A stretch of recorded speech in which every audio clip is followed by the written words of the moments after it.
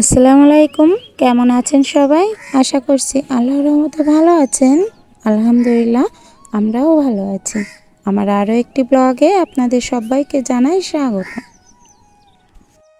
এই উল্কো মাছগুলার পানি ফেলানোর জন্য সকালে বেরো করেছিলাম, তো তার ভিতরে দেখি একটা উল্কো মাছ মারা গেছে। তো কয়েকটা রেখেছি একটু কোটার জন্য, সেগুলো কুটে নেব আর বাদ বাকিটা আবার নতুন করে পানি দিয়ে রেখে দিলাম। তারপর চলে আসলাম বাবু নাস্তাটা তৈরি করতে। বাবুর তো যেহেতু এক্সাম চলছে, ভীষণ একটা প্রবলেমের ভিতর আছি। প্রবলেমও না, আবার ভীষণ ব্যস্ততা, যেটা বোঝা যায়। ওর এক্সাম, এইদিকে বাসায় লোকজন আছে, তো সব কিছু মিলিয়ে একটু হিমশিম তো খাওয়াই হয়। হিমশিম খেয়ে উঠছি যে কাজ কোনটা থেকে কোনটা করব এটা বুঝতে পারছি না। তো যাই হোক, ওকে আগে নাস্তাটা তৈরি করে দিলাম। তো আজ তো আর রুটি করিনি, রুটি আলু ভাজি করতে গেলে ও হয়তো কোচিংটা ধরতে পারবে না। তো ও এই রেসিপিটা একটু দেখছিল একটু ফোনে, যে একটা রাস্তার একজন রাস্তার এক ফেরিওয়ালার দেখছিল যে এইভাবে তৈরি করতে। তো আমাকে এসে বলে যে আম্মু এভাবে করে তৈরি করে দাও আমাকে। তো আমি চেষ্টা করলাম একটু। তো এখানে তো টমেটো, পেঁয়াজ, কাঁচা ঝাল এগুলো দিতে হয়, আর ও তো এগুলো খাবে না, সে কারণে আমি শুধুমাত্র ডিমটা দিলাম আর ডিমের উপরে একটু মশলা দিয়ে দিব, ব্যাস এটাই কমপ্লিট করে দিব। একটা রুটি আর একটা ডিম এভাবে করে উপরে দিয়ে দিলাম। তাতে ডিম ভাজাটাও খাওয়া হবে, আবার রুটিটাও বেশ খাওয়া হয়ে যাবে।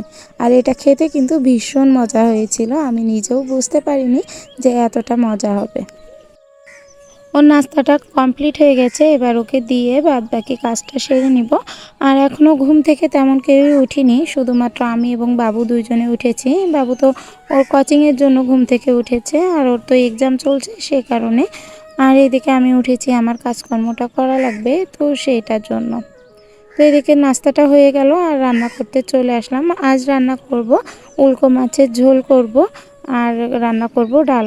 বাসার কেউ তেমন সবজি খেতে চাচ্ছে না, তো সে কারণে ভাবলাম কি করব। তবে ডালের কথা সবাই বলছিল যে একটু ডাল রান্না করো।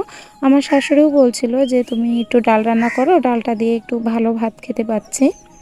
তো আগের দিন যে আচারটা দিয়েছি সেই আচারটা, জলপাইয়ের আচার দিয়ে আর ডাল দিয়ে খেতে নাকি ভীষণ ভালো লাগছে সবার।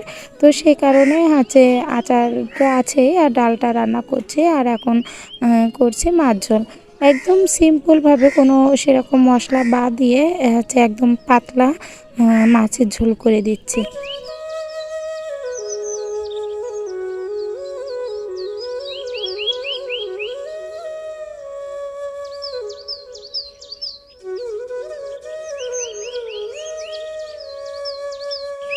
অনেকে বলে বৌভার নাকি কোনো শত্রু নেই, তো কথাটা কতটুকু সত্য সেটা একটু বলবো আপনাদেরকে।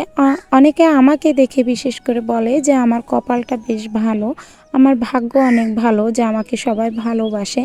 তো কথাটা কি পর্যায়ে বলবো সেটাও বুঝতে পারছি না। অনেকে বলে তুমি ভালো তাই তোমার কাছে সবাই ভালোবাসে।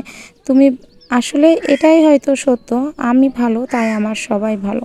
আমাকে কেউ পাঁচ কথা বললেও আমি সেটার উত্তর দেয় না, সেটা উপর আল্লাহর উপর ছেড়ে দিই। যে আমাকে পাঁচ কথা শুনিয়ে গেল, অবশ্যই তার ফল উপর আল্লাহ দেবে।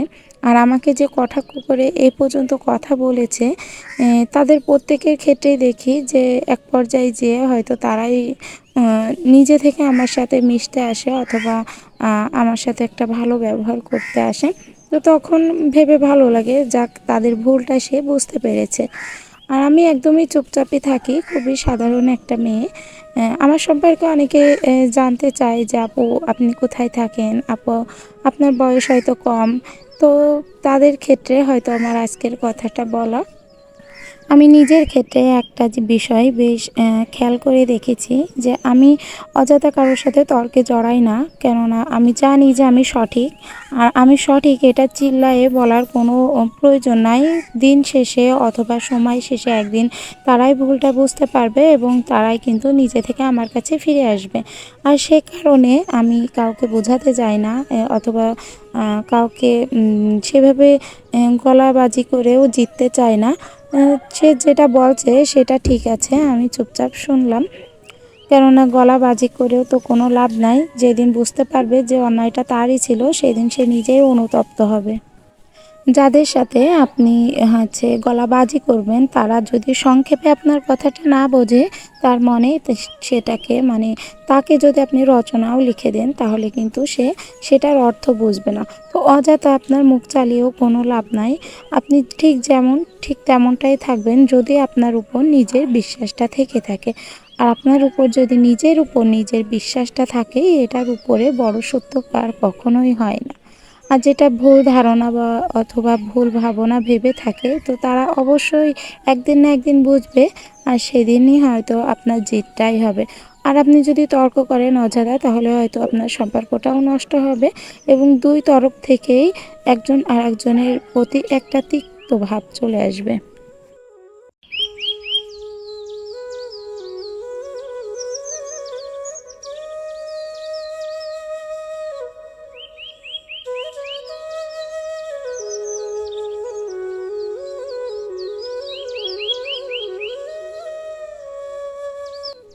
ছোটোবেলা থেকেই খুব চুপচাপ থাকি, তো সেই কারণটা সুযোগ অনেকেই নিয়েছে, অনেকে ব্যবহার করেছে। তো সেই চুপচাপ থাকার কারণে শুনতে হয়েছে আমাকে অনেক কথা, তবে কখনো উত্তর দেয়নি। কিন্তু একটা সময় পরে তারাই বুঝেছে, না, আমি কেমন। চুপচাপ থাকা মানেই সে বোকা, আর প্রতিবাদ করা মানেই সে অসভ্য।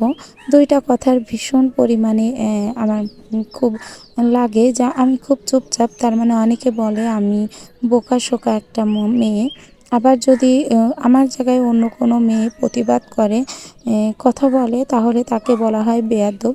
তাহলে কোন দিকটায় মানুষ যাবে? আসলে যেটাই করি না কেন, সেটাই কিন্তু সমাজের চোখে কটাক্ষ হয়ে থাকে।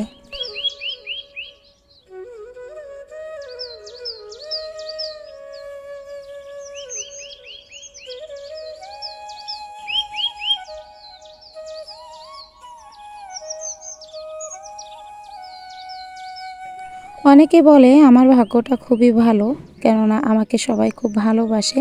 তো ভাগ্য কিন্তু নিজে নিজে হয় না, নিজেকে তৈরি করে নিতে হয়।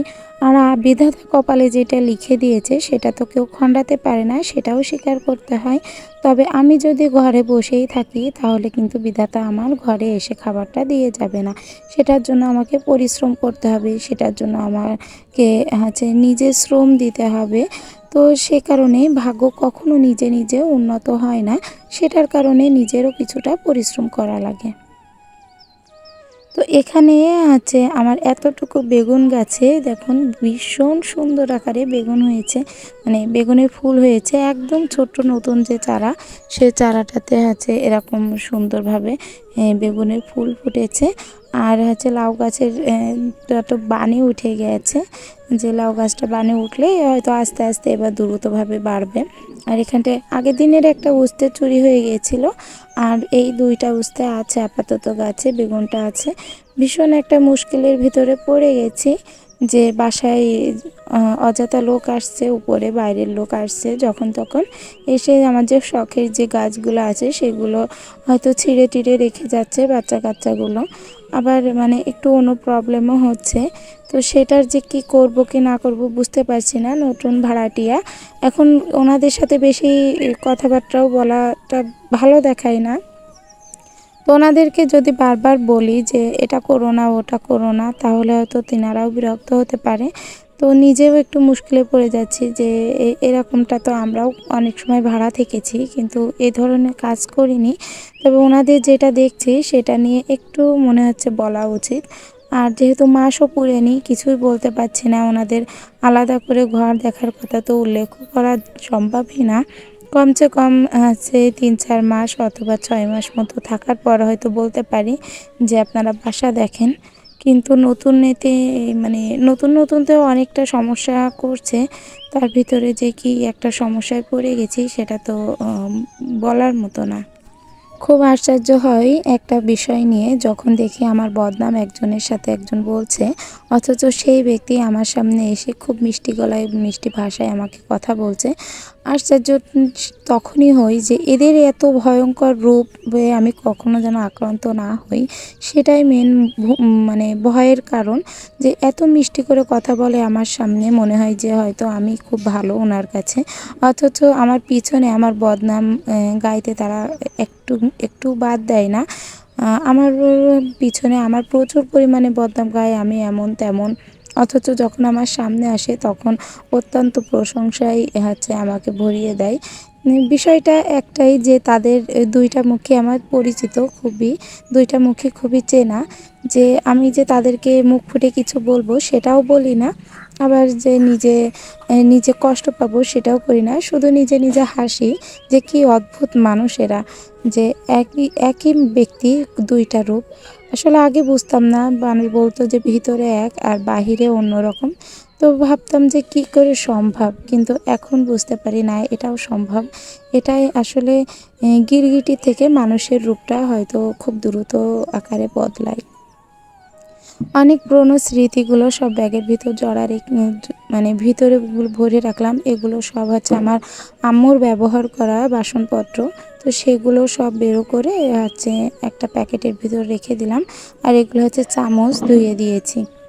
তো আমার আজকের ভিডিওটা এখানেই শেষ করছি। দেখাবেন পরবর্তী কোনো ভিডিওতে। আল্লাহ হাফেজ।